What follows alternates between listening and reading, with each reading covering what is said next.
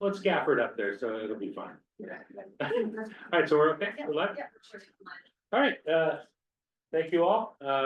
Call the order of the meeting of the Historical Commission of Newburyport, July 24th, 2025. We'll start with roll call. Andrew Bernhardt. Here. Mark Sendrome. Here. Scott Clark. Here. Chris Flynn. No. Alan Markey. No. Ed Neumer. Nope. Glenn Richards. Here. Chris Santel is not here.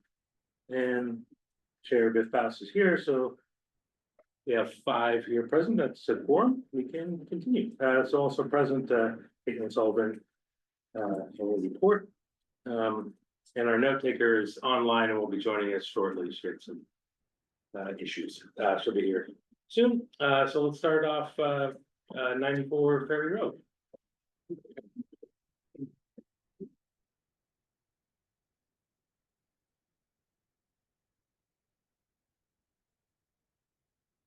Great. Good evening, everybody. Scott Brown, local architect, here with me tonight, John Danderen, Costello, recent owners of, new owners of 94 Ferry Road.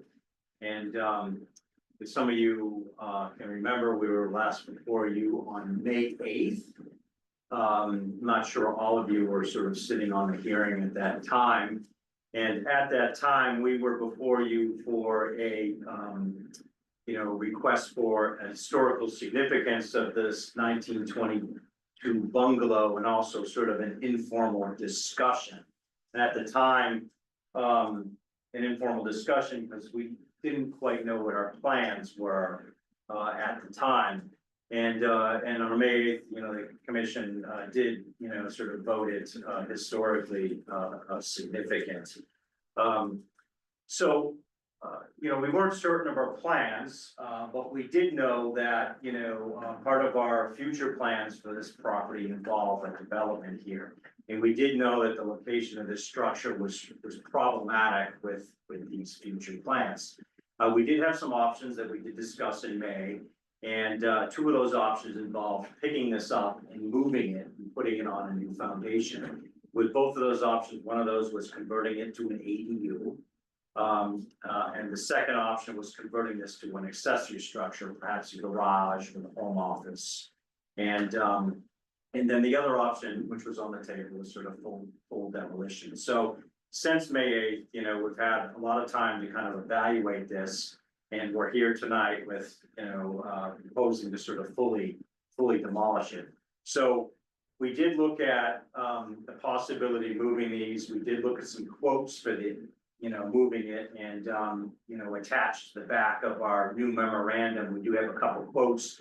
One from Payne Building Movers, which I've done some work with in the past. They did move one of, I think, a barn, one of my projects here in Newburyport. So a very reputable moving company. And we did get another quote from an excavation company to remove the existing foundation and dig a new hole for this. So what we found is that, the quote for Payne Builders was double what I thought it was going to be. That was $65,000 to move that. And just the excavation quote alone to dig a new hole, putting utilities in was $52,000. And already, just to sort of move this and not even put it on a new foundation, we're talking, significant cost over, $100,000. And I would estimate probably a foundation for this is somewhere between $50,000 to $60,000. So, by the time you're at a point where I actually can renovate this structure, I think you're already into it for, $175,000. And you still need to, it's still a structure that's covered in vinyl windows, still needs a new roof, still needs to be painted. If it's converted to an ADU, it's gonna need an entire interior renovation, very, very costly. An ADU is a rental unit. And we can't just simply convert this to an ADU as it's currently laid out, because it doesn't meet the requirements for an ADU, because it's over the square footage. The square footage is moved to 900 square feet. Obviously garage, the cost would be much, much less. But in short, we found like the cost to sort of actually pick this up and save it to be exorbitant and really not sort of, economically, feasible, for a structure that really says, has ultimately when fully renovated, is gonna have little to no sort of, return. So we did have a site visit. I think some of you were at that site visit. Some of you have probably had the opportunity to go out on your own. And I hope that you've seen some of the things that I've seen out here. And, it is not a structure that is in terrible shape. That's not the reason why we're proposing to demolish it. But it is a structure which I think has a very questionable value as a contributing to historic structure here in the city of Newburyport. And I think it's a structure that doesn't have those qualities that we look for when considering preserving something. And for those reasons that I think preserving this doesn't sort of make a lot of sense in sort of the bigger picture.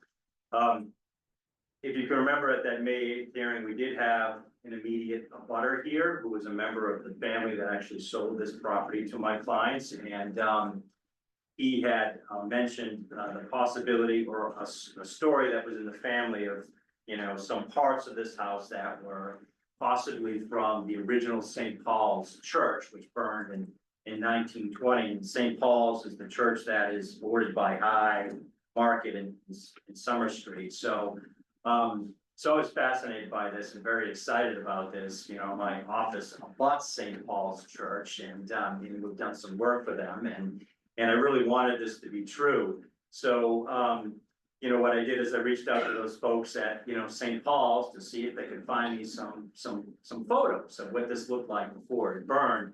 And almost and when I did that, I actually went back out to the property. Next slide. To just sort of really take a close look at, some of the stuff that is there. And, I went out there and took a very close second look at this. It was really, apparent to me that everything that we're seeing in these photos is not very old, meaning like, it's far less than 100 years old. And even the quality of the woodwork, the paint, this is some woodwork that doesn't have a lot of paint on it. If we were to zoom in on that middle photo, not that we need to zoom in, but that photo right there, we'll see some knots bleeding through the wood. So this really tells me that this stuff is not that old.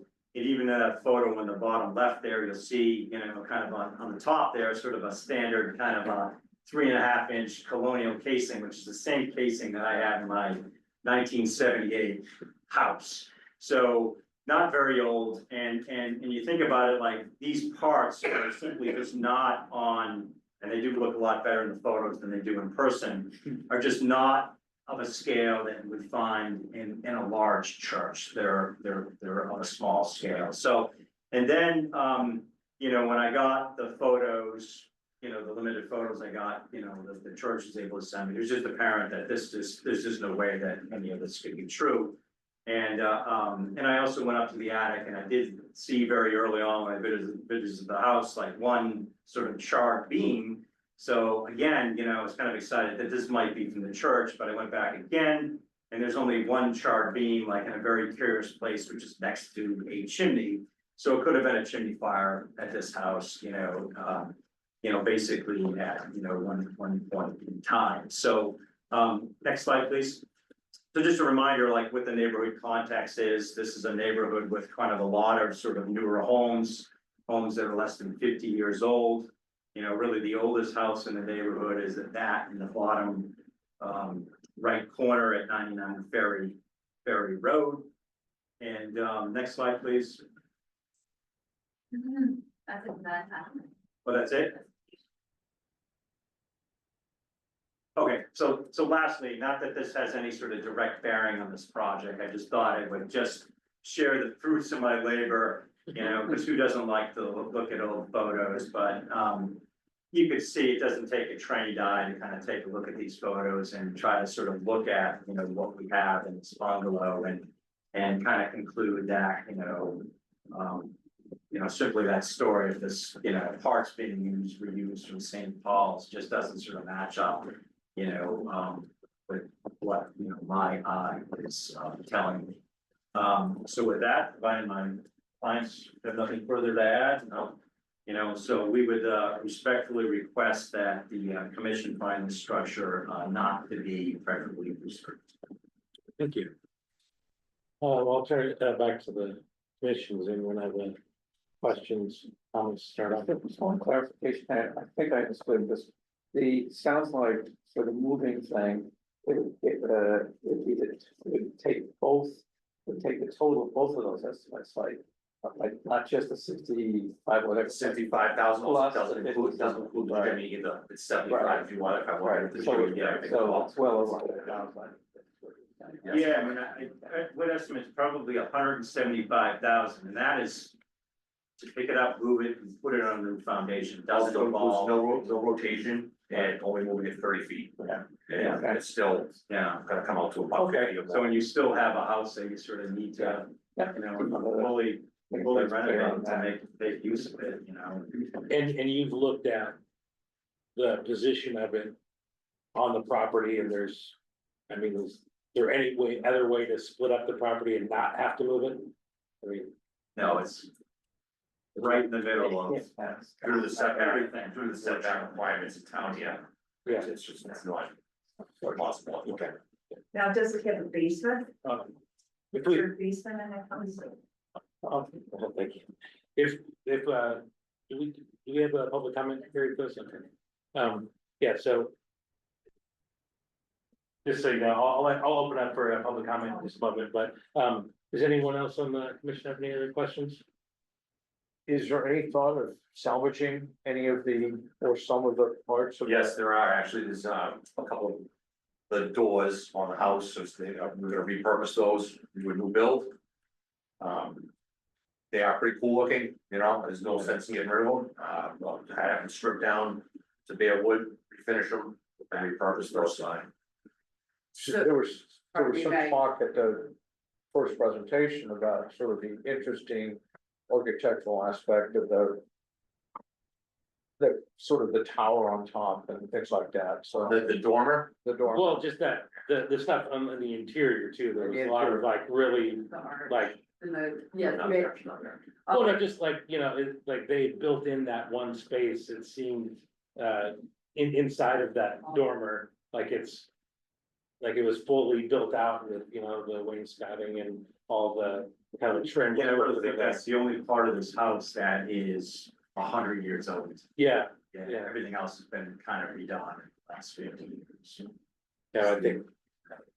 Well, It's funny, I look at it, and it says Alabama, or, like something that's in the deep south, but is the veranda, was that added substantively later? You think? I don't know, but it's starting to collapse now. I think it's original. Is it?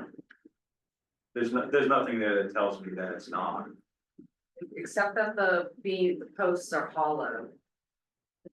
The front posts and Which means again, they're not that old, so they didn't have the technology then, they were that old to be solid. So may I double back, sorry, on all the features that we're going to save, all the light fixtures, there's two beautiful globe light fixtures on the back. And then there's the beautiful pendant light fixtures with this sculptured glass in the foyer entrance. I do love the archway, I feel like we could use that elsewhere. The doors and the storm doors are very attractive, they're Yeah. beautiful doors, solid wood, 6-panel, everything that you want in a house. So we would utilize those. There's also a set of French doors that lead out to the veranda, which is kind of funny because it has 0 R value and no security measures whatsoever, so I'm not quite sure why it was placed there, if it was altered. At some point in time, because perhaps it was more of like a 3 seasons porch. And now it's just a screen-in porch, but we would probably utilize those as well if they're still valid. So we'd like to pull it apart and see if the pieces can be utilized, we do like to utilize those pieces, so. Thank you. Other comments, questions?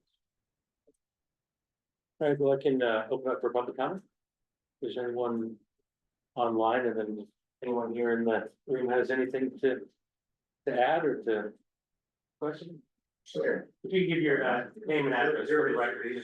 We're at 90 Ferry We're Road. butters. So we're across the street, we're a white picket fence. Can you just give your name and? Daryl Kane and Peggy Kane. Thank you. Nice to meet you. We're right across the street. So is there a basement on that? There is. There is.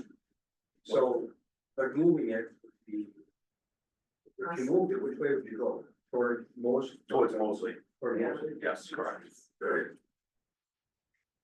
Okay, that's all I had. My biggest concern is, it's just a lot of buildings are being torn down, historical buildings. Now, according to the deed, it says it's 125 years old. I didn't know that until I checked into it, and I thought, wow, that's historical stuff. Even like the trees have to be a certain circumference to be able to cut them down. Well, we've met with the tree warden and we've settled all that already, and, yep, absolutely. That's all about due diligence. There's a lot of.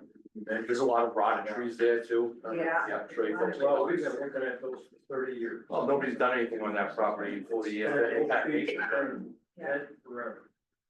So. And we've been going back and forth with the city in regards to that being a street. Or a plant street or not, and they say, the city says, no, that it's not a street. So when we went to get it paid, not accepted street, when we went to get it paid, you know, the city won't pop out on it at all. People that wanted to build further on down, they had come to us for permission to do it, because that was woods back there on Plant Street. Then they built these other houses, and the one developer that was supposed to complete the paving of the street left town. And so that's how we got stuck with the street that we have right now. And that's what bothered me about that, I thought, this is getting pretty much out of control. You know, at historical, that's what the commission is about. And I love that house, I think it's horrible. And we had like a neighbor, a little boy, who's like 4 now, or something. He was born in that house just recently, 4 years ago. Not recently. Well, me and my family moved into the property as well. Oh, that would be cool. You are? Yes. Which? The red house. The red house? Yes, sir. So would you destroy that red house? No, I'm moving my family there next week. Oh, Are you really? That's great. I mean, we've lived there 33 years. We moved from Michigan. We knew nothing about historical stuff until we moved to this city, and we fell in love with the city in a big way. So we've always been wanting to protect that as best as we can. But you mentioned there's a lot of stuff that was built in there way after that. It's not 100 years old. Definitely not. So I get it. I get it. If there's a way to save that house, we go with that. Yeah. But we understand if there's not. Oh, So thank you. if you live in that house, would you want to build more houses around it? That's not what I'm getting. No. That's Yeah. not what I'm getting to me. Excuse me, if I could just as a suggestion, and this is hardly due to the meeting format with boards and so forth, just in terms of public comment, typically how that works is there's a discussion amongst the board, there's a public comment period designated specifically for that. And then you offer comments, questions, concerns you may have, and then it returns to the board for discussion with the applicant. There usually isn't sort of a constant back and forth between public comment and applicant. It's just the way that the government meetings work, so I just wanted to let you know. Thanks, sir. Thank you. Sure. It's difficult because in this format, it would see us a little more informal, but good you need to keep that. First, Well, thank you so much for your comments.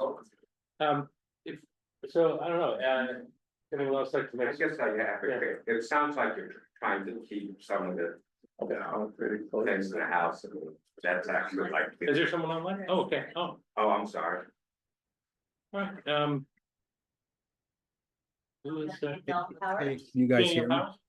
Yeah, that's my wife signing. How are you? This is Hugh Powers at 3 Plant Street. I'm a couple doors down. Just a couple questions. This is the first hearing I'm aware of about any of this property, and there really seems to be 2 issues here. It's the historical aspect, but then there's a zoning issue, and I think, is there any way to combine the discussions? Because there's a couple of concerns regarding the treatment of the street, the paving of the street, and then how many homes are going to be on there, which I think is directly related to the treatment of this home. So I would like to propose or ask, what's the process to bring forward a discussion that brings the zoning committee into the historical discussion so we can work through what's actually going to happen here? Because I have had little visibility as to the actual plan. And my question is, what was this land originally zoned to house? Is it 2 homes? Is it 4? The addresses are on Ferry. I'm hearing that they're going to be driveways on Plant, and its plan has devolved into essentially a dirt road at this point. So there's quite a few things attached to this hearing, but this is the first one I'm attending. So I would like to figure out, how do we all come together and just do the right thing? You know, the builder, I'm sorry if I don't remember your name. You sound like a very reasonable person. Moving this home doesn't seem right, but on the other hand, like, what's the actual longer view and the right view? And that's sort of what I'm trying to figure out. How do we resolve multiple issues here? It's not just about the historical society and leveling a home, because I don't know what the actual vision is for this. And we live on a side street that, quite frankly, if we do this, we should have speed bumps, because people buzz through here. Just the other night, someone ripped around Belcher. I had to scream at the person to slow down. Some kid doing 40 miles an hour on that street. So if we add 2 to 3 or 4 more homes here, like, where are we going with this? So I would like to zoom out a bit and understand what's the bigger view on this plan, and align on what the right plan is. I don't think anyone here is too against the development. God knows the property's been an eyesore. I've been here 20 years. I'm happy to see some of these trees go, but I'm also not very happy that this is the first I'm hearing of this. I only got this letter stuffed in my mailbox 2 days ago. So the visibility on this process is sorely lacking. So to hear that, like, oh, we were here in May. I wasn't aware there was anything in May. And how is this being communicated and cascaded? So there's a lot attached to this, guys and girls. So I just like to step back and hit pause for a second on how do we come together to come to a solution that is holistic, instead of focusing on the trim inside the house and the doorknobs. That's really not the problem here. It's a much bigger problem. And I'll stop there and let you guys react to that. All right, thank you. Andy, did you want to say? Are there any other public comments? Maybe. Okay. If I could. Thank you. Through the chair, this is Andy Ford, Director of Planning and Development. Just wanted to comment in response to that public comment, because it's a very reasonable area of interest. It's something that comes up a lot during permitting for projects around the city. But just, it's worth noting for the record that there's a very distinct permit process here that relates to the historic significance and what's happening with that structure. There is a permit process for the things that you're talking about, but those happen through other boards and committees. This is all based on state statutes, local zoning regulations. Those can all be reviewed on the city, through the city's website. Although the Office of Planning Development does work with the other boards and committees, like the Planning Board or the Zoning Board of Appeals, that may see those aspects of a project, meaning what's being proposed down the road, and those things like lot configuration, roadway improvements, setbacks for any new structures, things like that. It's worth noting that there's a distinct permit process in some cases where this particular board or commission may only have jurisdiction over a given area. And so that's the context that this commission is working with here. It may not have jurisdiction over some of the areas you're concerned with. However, some of those things may be relevant to a subsequent review by other boards and commissions. It is not something we can unilaterally force 2 different boards to come together, or an applicant to go to both boards simultaneously and merge those 2 together. So just wanted to clarify that for the record, to the extent that it simplifies or clarifies why the commission might be only focused on a certain aspect of this project. Thank you, Andy. All right, well, I'll throw it back, I guess, to the board if there's any last questions or comments. The style of the new house, I'm just curious. I think you do demolish it. Haven't quite figured that out, but, my office is known for sort of, known for a lot of things. But one of the things that we do really well is design houses that fit, in the greater context of Newburyport. Look like they've always been here.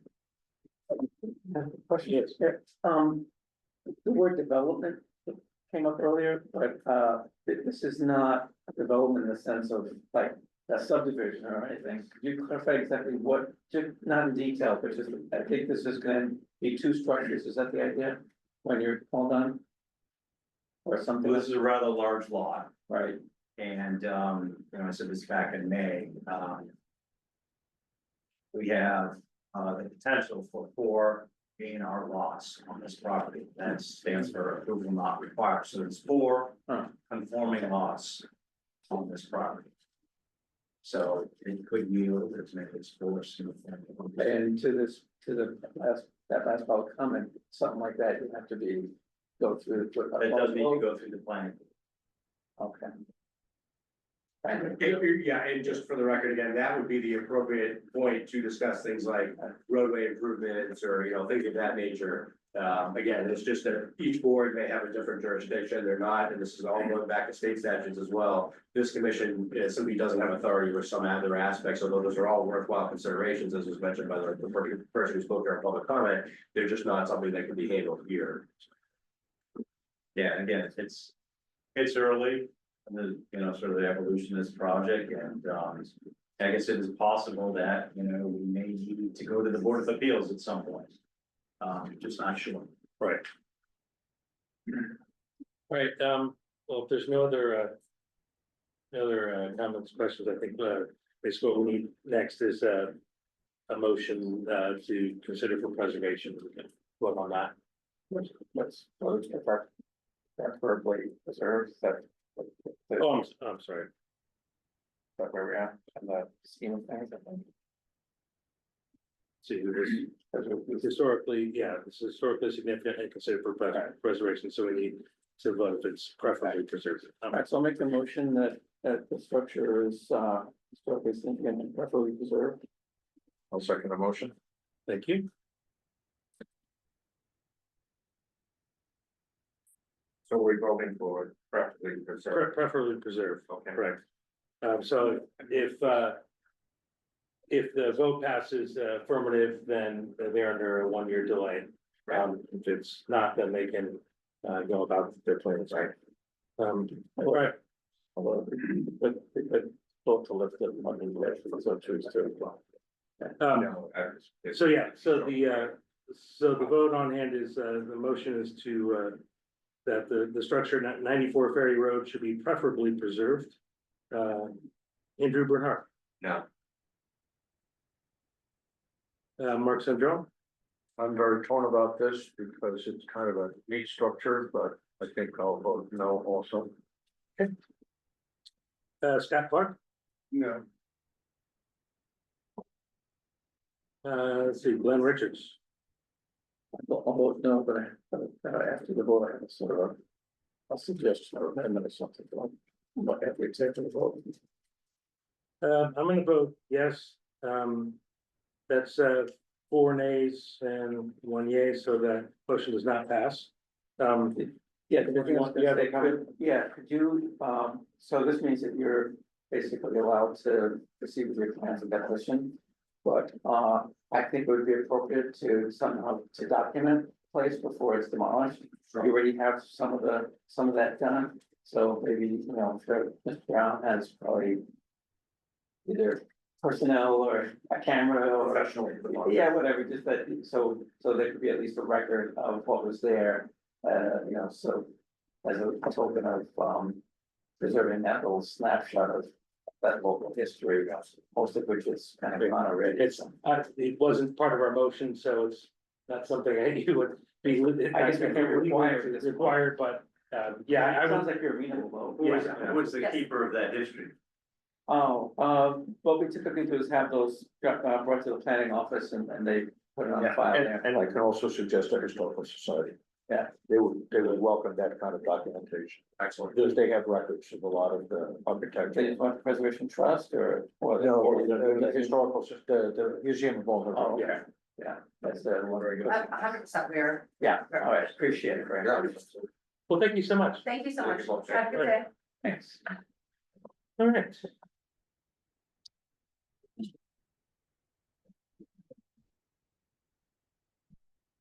Um, 105 Sixth Street, DOT advisory.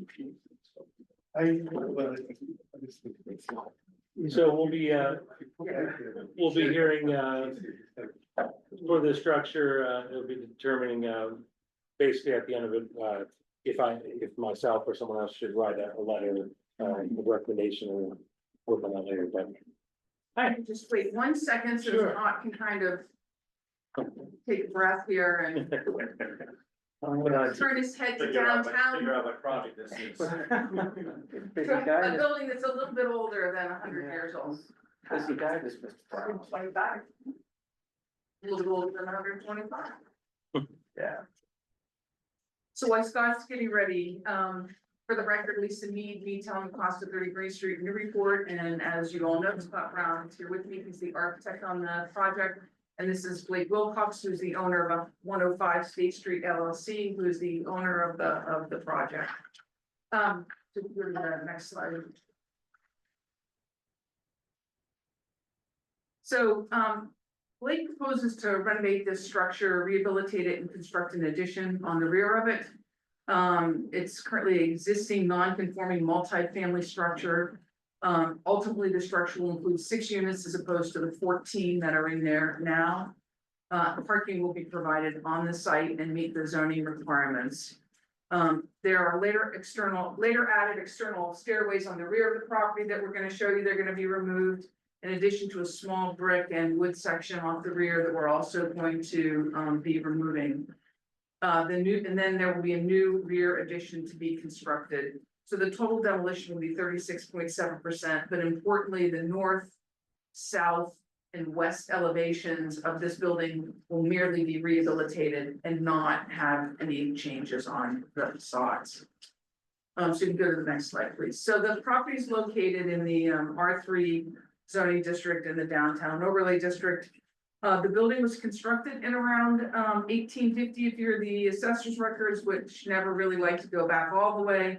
And if you're looking at the Form B in the district data sheets, it's an 1808 construction. I think that's probably when the construction started. I doubt that it finished in 1808 because that's when Tipton bought this property. And so I can't imagine that he built this entire house in 1 year, but perhaps he did. So if you can go to the next slide. So I think it's an interesting development on the Sanborn map. So if you kind of look at the bottom left-hand corner, you can see High Street. So this is the second house in from High Street on State Street. So I don't know, Caitlin, if you can see that red, no, right there, there you go. So that is the building. And you can see right behind it, there's a like wood frame addition and then a wood frame like storage building. And then there's another dwelling on this same lot in the rear. And so that's the 1888 Sanborn map. And if you can go to the next one.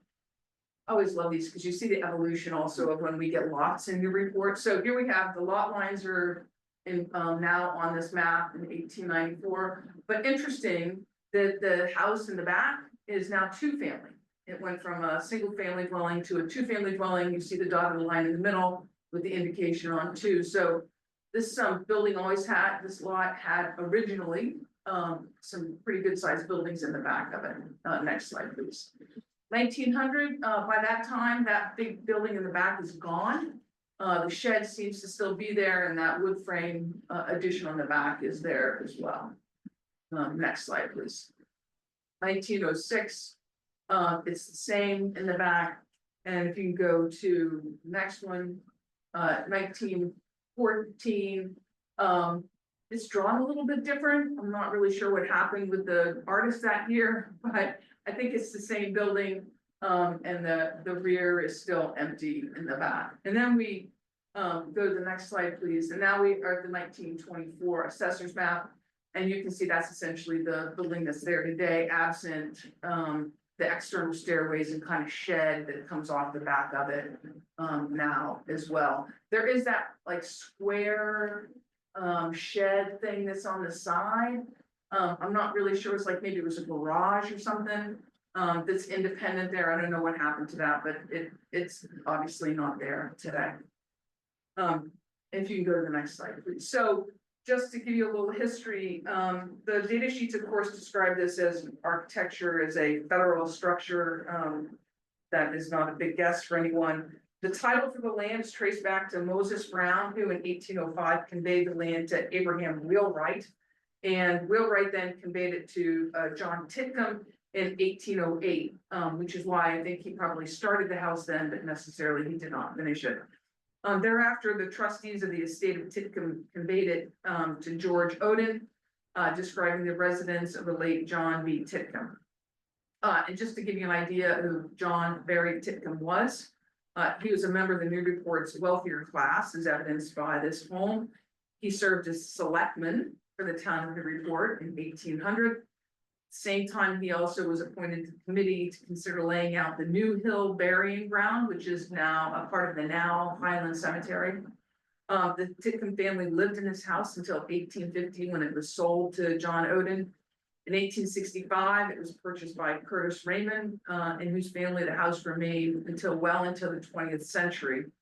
Notwithstanding the auspicious beginning of this home as a single-family home, sometime in the mid-20th century, it was converted into a multi-family housing. The earliest assessor's field card we have is 1959, and it was a multi-family house at that time. So it certainly was converted before that into a multi-family from a single family. So if you go to the next slide. Just to name a few things that Scott's going to go through in a minute. What we are proposing to do is replace all the vinyl replacement windows that exist with 6/6 double hung SDL windows. Selectively repoint the brick and fix it with approved lime mortar. Rebuild the front gardens and repair and replace the granite posts, repair and or replace the granite posts as may be necessary in the front. We believe that the addition that's being proposed is subservient to the original structure and is certainly lower in height. And, you know, I took photos last night of this, which are at the end of our presentation. And we've talked about getting a rendering. But when you look at the photos, and I'm sure you've all driven by there, I mean, look, some of you live up around the street. I really don't think you're gonna be able to see this addition from the back of State Street. You cannot see it down these driveways because of the way the building is built, which I think is important. If you go to the next slide, please, Caitlin. So this is a very odd shaped lot. Kind of wish I had to get a variance, but I don't have to get a variance. Because I never have an odd shaped lot. So I have an odd shaped lot, but you see how the house sits square to State Street, but the lot is at an angle. And I think as a result of that, you just can't see past the house into the backyard as you look at it from State Street. It also is set back from its adjacent properties, right? Which is also unusual. It's not right up against the street. So it does have that little bit of front yard, which we're gonna be able to restore the garden. So that's very unique for this house. But as Scott describes it, I think you can take a look at some of his, obviously his elevations, and then we look at our photos. You'll see, I think it's gonna be really hard to see this addition in the back. But with that, I think I'll turn it over to Scott to go through the architectural drawings. Great. Thank you, Lisa. So this is basically the existing conditions site plan, and you know, there's two entrances to this property, two curb cuts to this property, to the parking area in the back. And you know, one of those entrances, which you'll see in the next slide on the left side as we face it from State Street, we're gonna put tandem parking for the first floor unit up front. And the curb cut on the right side, that's gonna lead to the parking area along the back. So I think back when this was first built, that this was sort of an L-shaped structure. And you know, certainly from our interior sort of as-built measurements that we've done, there's some masonry walls which sort of confirm that to be the case. So that L-shaped structure is what we are planning to sort of keep intact. And then, you know, sort of attach our sort of addition to the back of that. And so everything I think we're removing here was not original to the structure that was first built. Next slide, please. So this is our proposed site plan. You can see in the upper left-hand corner, those are sort of two tandem parking spaces, you know, for, you know, probably the premium unit, which is gonna have their entrance on State Street, and they're gonna occupy sort of the, you know, first floor up front and certainly part of the basement. Since this is, our next step is to go through the planning board, we're in the process of. Putting together kind of a comprehensive landscape plan, and as part of that plan. And unfortunately, we don't have it to show you tonight, but, the plan is to sort of like, really sort of, treat the front of this house as sort of like formal gardens, like maybe perhaps something that you can see and, Beacon, Beacon Hill. On the right side of the house, that's that driveway I spoke about, we need to find a little place for a trash area, we're showing it there, that's a little bit of a challenge on this project. We do have one more parking space than, is required, so that's always nice to have. In the center of the building, this is our sort of like utility core, where we're putting our egress there, and this building will have a full-blown commercial elevator. It does have 6 units, so we want those units on the upper floor to kind of have to be accessible. And off that right side, plan south, that's basically the main entrance. For all the units of the building, with the exception of the unit that's on State Street. Plan north, we do have a little bit of outdoor area there. We need to, on a site like this where you need to provide a bunch of parking and when it's tight, the challenge is to provide, people with sort of enough kind of like quality. Doesn't need to be large, but everyone needs to have sort of quality outdoor space. So, so what we're seeing at, on the north side of the plan, there is sort of an outdoor space for a couple of the units. Next slide, please. So next 4 slides, we've got, our existing elevations on the top, proposed elevations on the bottom. And you can see this is the front elevation of the building.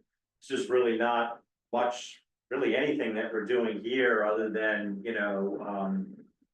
painting, some new trim work. Some of the trim doesn't need to be replaced. Every window in the building is a vinyl replacement window with grills between the glass. We're replacing those with sort of an aluminum clad wood product. And that's a simulated divided light, so a little bit more authentic looking. We are removing, you can see that we are removing, I think, 2 chimneys. But we're maintaining the most important ones on the front of the structure. Those are the to the left and right. The chimneys that we are removing are, set back, from this front facade. And in the proposed elevation in the bottom and the upper right-hand corner, you see something poking through the roof beyond. And that's part of our addition. That's actually sort of like the overrun for our stair. Or the overrun for our elevator, thank you. And there's a certain requirement for that to be above the upper floor. And really you'll see in the next slide, we can go to the next slide. So this is the right side elevation. And really the idea is to sort of make this sort of elevator look more like it's masonry. It'll be a water struck brick to match the masonry that's there now. And really the idea is to sort of make it look more like a chimney and try to blend in a little bit more. So this right side elevation, you'll see all the brick that's there, really not doing any new work there, no new openings, working with all the existing openings. That are boxed up front, has some nice, sort of copper gutters, gonna reuse those. The trim up top, the aerial trim looks like it's in really good shape. So we're hoping to kind of work with that. There is, although for the most part, the masonry is in really good shape, there is some, repair work, repointing that needs to be done, particularly on the left side. There's quite a few areas where they've used Portland cement, sticks out like a sore thumb. So we're hoping to really get a good mason to use the lime mortar and, kind of repair that and make it look like it was meant to be in 1800. So on the bottom off to the right, that's our addition.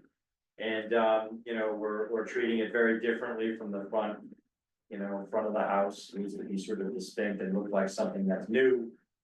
Using a fiber cement board siding with 4-inch exposure. In the middle of that, we're trying to sort of create a little separation between the original masonry structure and this addition, so we're treating that a little differently with kind of a painted, panel product, and at the bottom, you'll see sort of the door that leads to kind of our elevator lobby and our egress stair. And off the back of the house, which you'll see in a second, we've got a couple of, balconies which are partially recessed and partially, cantilevered to kind of create a little bit more room, a little more outdoor space for those units. Did originally look at doing hip roof on the back of this. And, because this is sort of like an oddly shaped lot, the original box is not orthogonal and our addition is also not orthogonal. So, the left side of this is angled. So those hip roofs proved to be really challenging and made this thing sort of, kind of immensely complicated from a massing standpoint. And, so not only that, but we realized that, we have to have a home for mechanical equipment. So since it's a tight site, and there really isn't a great place to put this on the ground level for all these units, we thought it would make more sense to put these up on the roof because nobody would ever see them. And, and lastly, I think there's going to be, we're still trying to wrap our head in the office around like sort of these new energy codes. And so I think one of the things that we're gonna be needing to do more in the future is solar.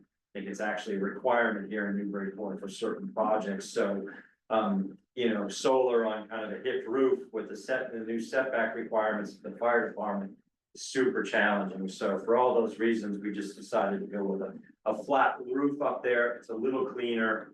And, and I think that this addition just, brings the height of the addition down a little bit more. So it is a tall addition, and one of our challenges is that like we need to sort of like meld this up with the existing house. So the floor to floors in the existing house, there's some really tall floor to floors, and that addition needs to be all at the same level. So we really don't have the opportunity, like we do with some projects, to really sort of like make that addition sort of significantly less tall than the original box, because we need to sort of match that. And one of the things that we're doing, sort of taking the eave line, hoping to match all of that existing trim and kind of wrap it around, the addition on the back. Next slide, please. This is a rear elevation, as you can see it from the parking lot.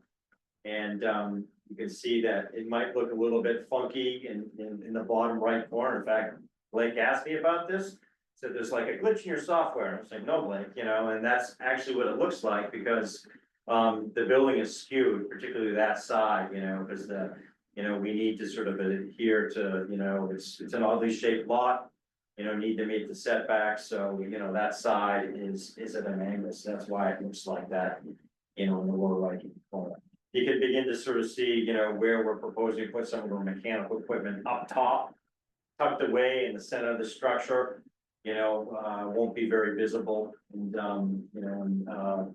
you'll also see some of those recessed balconies that we are, have for two of the back units. And on the top slide, lower left-hand corner on the top slide, you'll see that sort of one-story addition that's being removed. You'll see another masonry sort of addition in the middle. Again, that's being removed. I don't think that's original, and all those stairs, which provide egress for these 14 units that were there, all of those are being removed. We do have some significant, grade to the structure. There's quite a bit of slope, from left to right in the back of this. And one of the things that we're doing, we're introducing a water table, and we're proposing to do a brick veneer foundation below that, which I think, helps with the height of this. Next slide, please. This is coming full circle. This is the view from the north, the left side, and the existing building, it's quite a bit of height there, and it has everything to do with the, the grade that falls off there. There's quite a bit of slope, so we sort of need to match that grade line with our existing building. We've got some basement windows that you can see there. And again, in the middle here, see a door there that leads to our egress stair. And again, trying to sort of, create a little bit of separation from original brick masonry structure and, you know, another addition. And up top, you can see where we're planning to put our mechanical equipment. There are, contrary to what Lisa, you know, Yeah, had said, sorry, you know, she did. we snuck in a couple of new openings. Yeah, sorry You know, about that. on her, and we need to do this because, you know, those openings are actually bedrooms, and we need to provide some egress for them, so we actually have, in that original structure, only on this side, we have, what, 1, 2, 3, 4, 5, plus door, six new openings, and we're trying to sort of make that, with some of these openings, particularly that new door in the lower left-hand corner, trying to make use of the existing window above, so we're interfering with as little as possible with, that existing masonry. So because we're putting some new openings in, one of the challenges is that, the lintels on the front, the lintels on the original box, they're sandstone, and they have like a texture to them. So we're not gonna be able to sort of match that, and I don't think it's entirely appropriate to match that, because, these new openings, I think they wanna look like they're of a different era. So, we're proposing on all of those new openings to just simply do a soldier coursing rather than trying to match those original stone lintels. Next slide, please. So just our DCOD calculation sheet, and so it's just always, I hate doing these, but it's always nice to take a look at this, because you can get a feel for where we're really doing the work. And, the red areas, are either those sections of the building that we're removing in their entirety, or covering up, with a new addition. So all of that red doesn't necessarily mean, spots that walls that are being removed. A lot of that is being covered up by our new addition. When we do these sheets, covering up counts against the calculation. Yeah, I wonder if I could clarify on that Yeah. exact point, the lower left part where that's the back wall of the original, that's all brick there in the back, so is that covered or removed or what? The whole 3-story. Both, so like this is, just to be clear, like, this section right here is being retained, so that's part of the original L that we're maintaining. This section right here is masonry, but that's what I don't think is original, that is being removed. Okay. And then, so like this will be covered, and this will also be covered. But it's still, but not torn down. Not turned down. Yeah, and right there where the cursor is, you can start to see really clearly where we're punching those new openings in that sort of north facing wall. Next slide, please. So as part of this DoD process, we need to do kind of a window inventory. Every window on the list is the same, they're all vinyl. And, we're planning to replace all of those with something that's as more appropriate. Next slide, please. Just some existing photos. And again, this section right here. This is the one, these two are not in the same plane. This is being removed, this is being removed, stairs are being removed, this is being removed. And our additions going here is covering both that and that. Thanks. Slide. Just some existing photos that we said took last night, right? Yeah, so these are the photos I took last night. I actually tried to get an angle to see what you could see beyond the front house, right? And I just don't think you can, but you also need to have neighborhood context, right? So here's a shot across the street. But this also shows how the adjacent homes are like right up against State Street as well, and this one is set back. Next slide. And this is down the right-hand driveway. Then you have the building that's on the corner of State and High Street. Again, if you look down that driveway, even across the street, you really can't see beyond the back edge of the house. Next slide, please. And then this is just walking down the same side of the sidewalk on State Street. Next slide. And this is, again, now I'm right in front of it, and to see if I can look back there, And well, right in the corner, and I can't, you can see where you can see back to the back corner, so you're gonna be able to see a little piece of it there, probably. Next slide, please. And that's looking straight down the driveway, and you're obviously not gonna be able to see it except for on, it's because it steps in a little bit, so next slide. Yeah, and our please. new addition, go back to that slide, just so that one story in addition in the back is skewed. Out. You know, so yeah, so our new addition is Straight back. correct. Yeah, so, yeah, from this angle, I don't think you see anything. Next slide. And this is the other driveway on the other side. Again, it's gonna be really difficult to see back, and I'm right up against it there, so. You're really gonna have to be searching for it. Next slide. This is the opposite side of the street, just to give you neighborhood context. And next slide. And then this is looking further, I'm standing further down State Street, closer to the parking lot, looking up toward High Street. And it's interesting, because you can see, I think, you know, obviously he wanted to have this garden in front of his house, right? Everything beside him was right up against the street, and he wanted to be stepped back and have a little, you know, more grand entry, I think. I mean, I don't know, but there wouldn't be any other explanation for having setback. Next slide. But all the other houses were built after that. Yeah, Yeah, the ones, They were built after the that. ones torn apart. and that whole They're all street in was that- all. In the infill. 18, well, yeah, the 1888, they're all on that 1888 map, right? Yeah. And then obviously that's directly across the street. Yeah, for the ones, it looks like, would you agree, Scott, that's so unusual, like the third story, what was a full height? Usually those federal houses have a shorter third story. It's a building with a lot of height to it. Yeah. Yeah. So this building does have, this is a good point, the only, the non-conformity of this building is, the height, 39 feet tall. That's the non-conformity of this building. How much additional space are you having?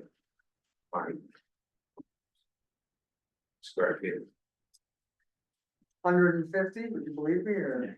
No, I I think we have the, I mean, it looks like a long football field. the I don't existing have building, it. we have it. The existing building is a little over 7,000 above grade. Yeah, unfortunately don't have that data with me, but you know, it might be, you know, it might, just off the top of it, it might be as much as 2,500, 3,000 square feet, maybe, That you're adding. potentially. Yeah. And the original structure is what, Oh, it's a little over 7,000 square feet. which is 7 plus above grade. Small house. So, so what we're looking is the board, of course, to advise the planning board if the proposed changes are in keeping with the purpose and intent of the DoD and Secretary of the Interior. Any other questions? Yeah, could you show, Caitlin, one of the side elevations? Either side is fine. So I am curious, on the new addition, are there roof shingles? Like, is there some, you know, it looks like it doesn't just terminate right at the top. It looks like there's like a parapet of sorts, or you see where I'm talking? Yeah, so what we're hoping that, you know, to match the existing area trim. And then we've got a little section there that is copper, and then there's like a little teeny tiny parapet, so that may be what you're seeing. Got it. And then on top of that, those white things that are up there, you know, those are solar panels. Okay, so there's not like whatever type of shingling is on the original structure, there's not a continuation at all of that? No, it's just Okay. metal and, you know, it's up so high and it's, Yeah. you know, very, very low slopes. You're not gonna see any of that. And what you're seeing, just to the right of those sort of upright mechanical units in the background, those are roof shingles, which are part of the original structure. That's sort of the back, Yeah. right? Yeah. Rear end, No, yeah. The only other comment I say is I think it's good, you know, the only thing that seems a little wonky to me, not wonky, but in the divider, those 5 panels, somehow, I'm not sure. I think it's true and correct, that there should be a delineation, but,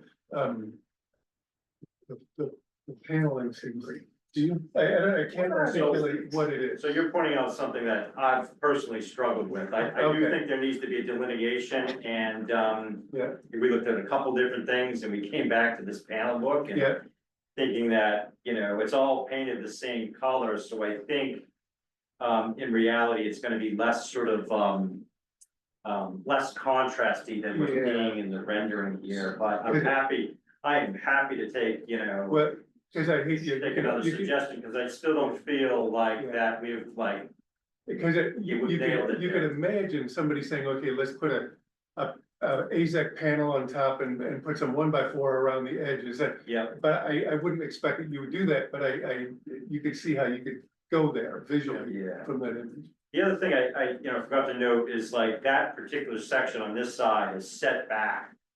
You know, from the Yeah. original one, so it's kind of like a re-entrant corner.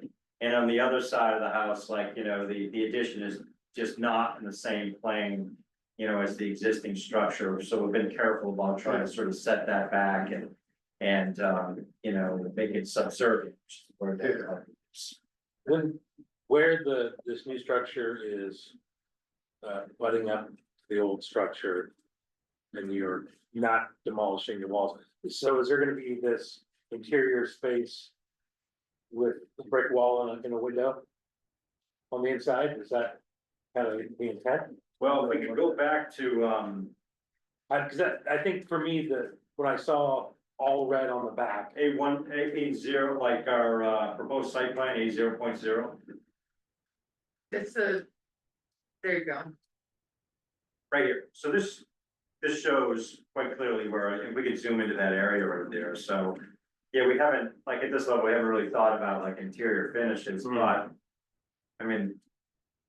Just gave me a great idea, I mean, it would be amazing if that brick was sort of exposed. Well, that's You know, what I was trying inside, and that window right there is, you know, infilled. So this represents the whole structure going up to 3 stories. Yeah, it's basically the same sort of plan stacked all the way up, yeah. And Why don't you put it in glass on either side? that's what I thought it was, I thought that's what the rendering meant. So, yeah, so this is, Be a nice atrium. main line.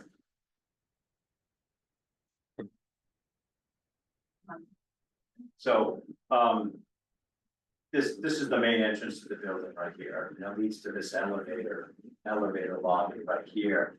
And so this is sort of the only means of egress from the units on the upper floor.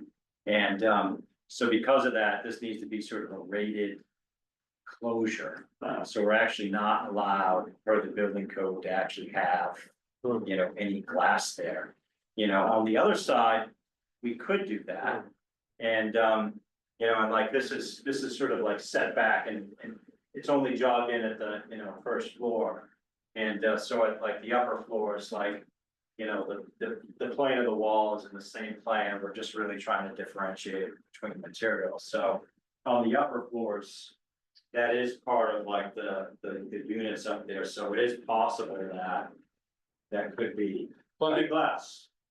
I think my question around like what you're kind of doing back there is, one, we wanna look at reversibility. Right, that's one of the things we need to look at, it's like, in theory, could this be reversed? You came that off that brick wall being tacked in the back. You pulled this addition off. Yes. What is highly important, yes. Yes, yeah, and really, to outline it here, you know, this is existing, all masonry. That I think is part of the original 1808 structure. Right. Yeah, So, yeah, I all think, that's being left intact with the exception of a couple areas with putting some new openings.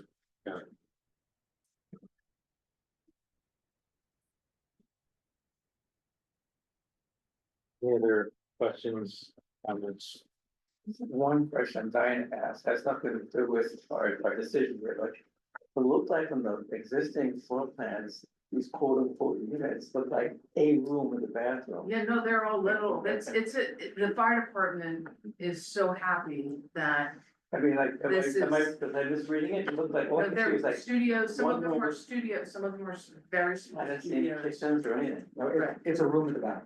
Yeah, okay. Yeah, no, it's, We thought at one point it was an old town, maybe, that it was just, this large room in the bathroom.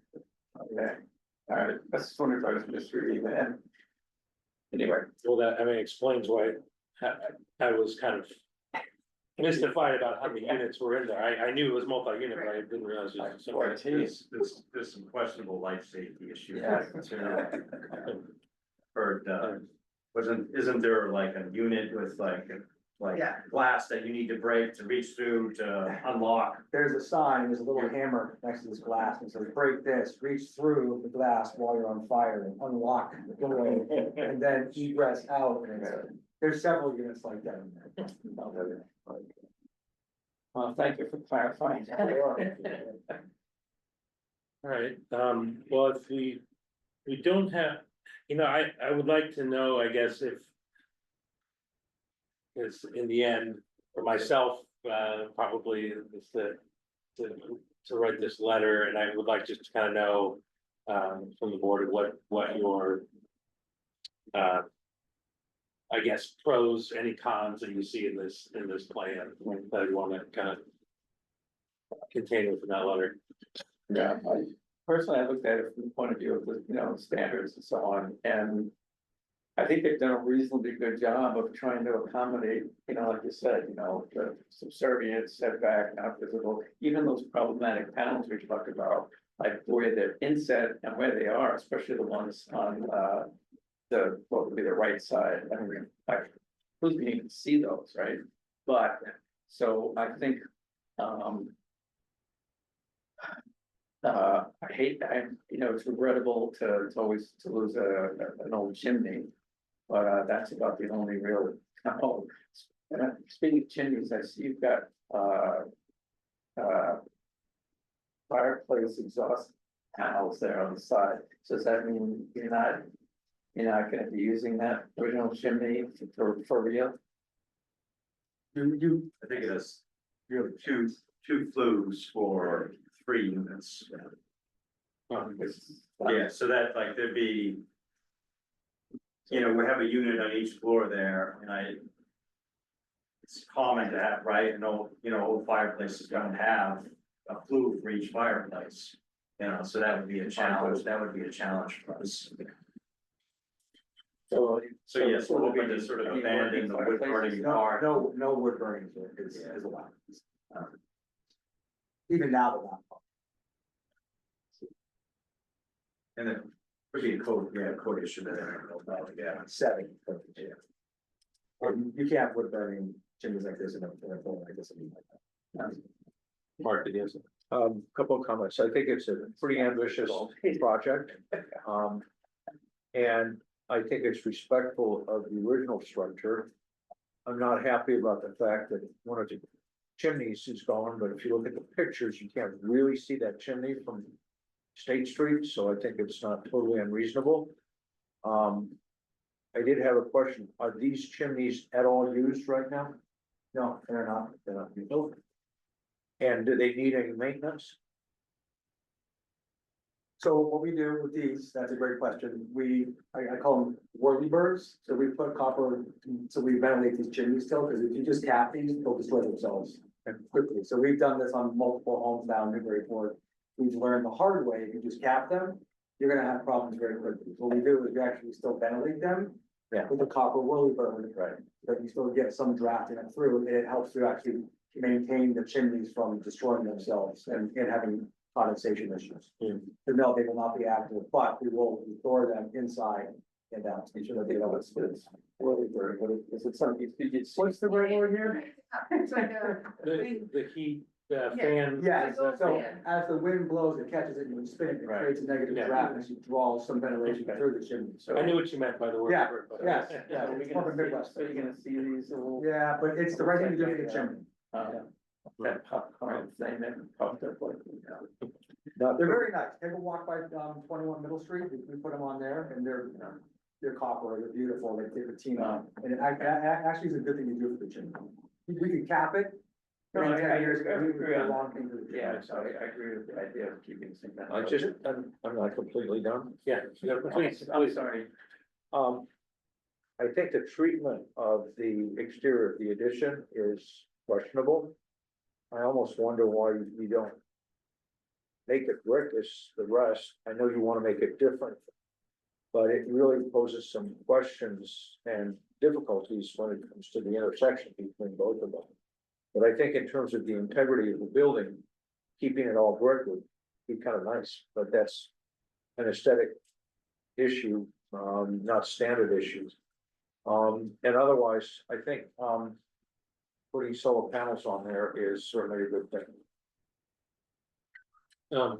Scott, you I said my piece. I guess my concern is just the size. To me, I know you can't see it. But I guess for the historic value of the town, if we start putting these big structures on back of all these homes, it's gonna be, I mean, it could happen. I don't know why it's 3 floors, why can't it be a little smaller? I just think if that back portion, just takes away too much from the original structure. Yeah, I'll just weigh in myself. I think I was at first concerned that it looked like a lot of the back structure was being lost, or that we're tearing down a lot of brick. So that I was obviously concerned about, but it sounds like overall this could be reversed if, you know, in the future they decided they wanted to take it back. For the most part, I think, you know, obviously punching in the holes for some of the windows on that side. I'm not too concerned about that, because I think that, I mean, the way you're placing the symmetry, you know, is keeping with the rest of the facade is nice. I think my other biggest concern was, yeah, the massing, and not in like a, you know, why are you making this house so big, but more of when you look at it in plan and in the overlay, it's like it's like a second structure, almost the same. It feels like it's almost the same size. And you know, you're mentioning, you know, why is it 3 stories? I was thinking that myself. I mean, if it was 2 stories, that would be obviously less, you know, of an impact, I think, but you know, I don't know if it's, I do think that in its placement and the rest of the lots around it, it's not gonna make a huge difference to the streetscape. So I'm kind of struggling there, but I think really that my only real concerns with them are the massing, and then if how much of that back original structure is gonna be able to be preserved or be taken back, but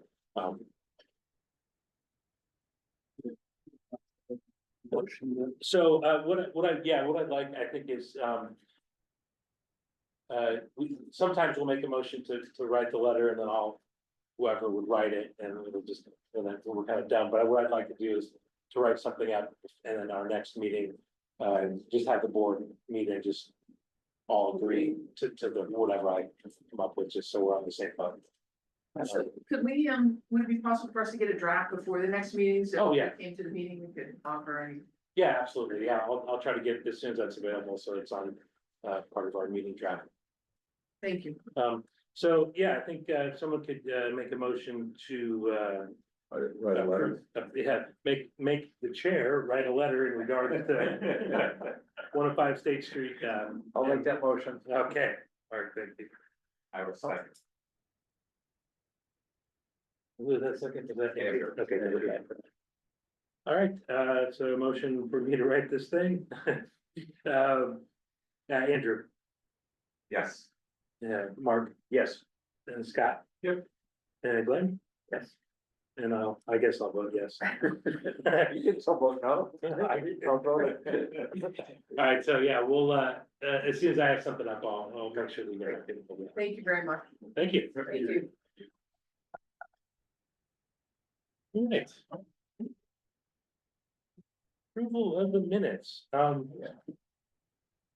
think I did have one question on it, actually. We're gonna pull it up. You happen to have it there? I think I've got it here. Oh, here it is.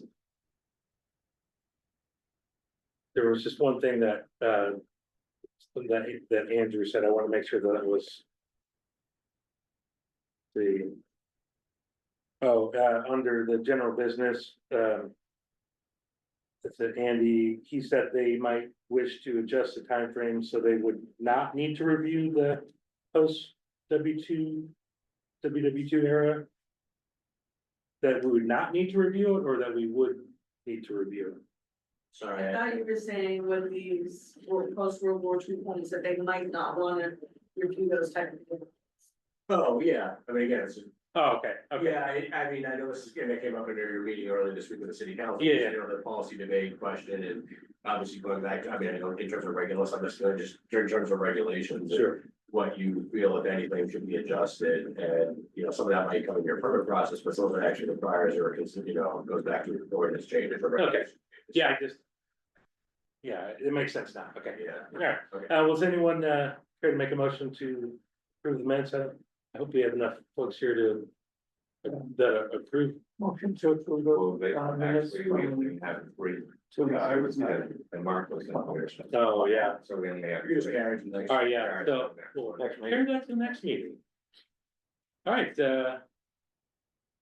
updates from you guys, or manager? I'm sure I'm missing something, I can't think of anything at the moment, no. One thing I wanted to remind you all, we had talked about, possible suggestions to any kind of amendments we might want to do. I meant to send out a reminder and I didn't do that, so I can't scold anyone for not sending me anything. But, if you guys can think about that, and just send any things, I'm still thinking, you know, 3 years for demo delay instead of one. What was the other, 50, maybe 50 years instead of 75. I don't know, but just like any of those types of things that you think, you guys might wanna. Put together. I think also in terms of the dates, not that I, you know, I'll leave it to you guys in terms of preference or suggestion, but in terms of dates, just consider whether it's a primary structure or accessory, it's different, you know, whether you have a different date for it. Sure. Something, Yeah. to the extent that, again, if there's any particular section or provision that you think could be updated for some reason, now's the time to include it, and Maybe we make, what you have. we make accessory structures 75 instead of 100. Nice old, you know, 1930s garages that get torn down because they can't fit their F-150 in there. That's all I have. You want the. Yeah, just a real quick announcement. Most of you guys who are new didn't know Malcolm Conworth. I think I mentioned before, I know, you know, you guys don't remember him, at Chris Fay, who's not here tonight, knows him pretty well. Anyway, he was a long time member of the Historical Commission. He was badly injured in a car accident. I think he was a pedestrian at the time. Anyway, the announcement is that, there is a, benefit concert, and it's gonna be down at the, Old South Church, Presbyterian Church, that's 29 Federal Street down there on, Sunday, this coming Sunday at 5 p.m. There's no official admission charge, but it's like, you know, contributions, whatever it is, to help. You know, he was not a man of great means, so it's to help him, with his medical bills and all that stuff. He was recently moved from a hospital in Portsmouth to Whittier Rehab in Hagel, or the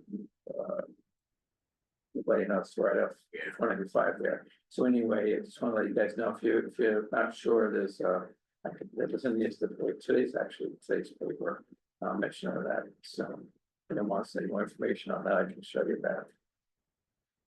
Thank you. It's a shame that we have to turn to others to pay for our health care. Yeah. That's the world we're in. I digress. I would take a motion for adjournment. I would entertain it anyway. Motion to adjourn. Thank you, Mark. Thank you. And let's just, I'll vote in unison if we. Motion to approve. Yes. The adjournment. Yay. Yeah, All good. Thank you. Yeah. unanimous. We are dismissed. Thank you all. Sorry.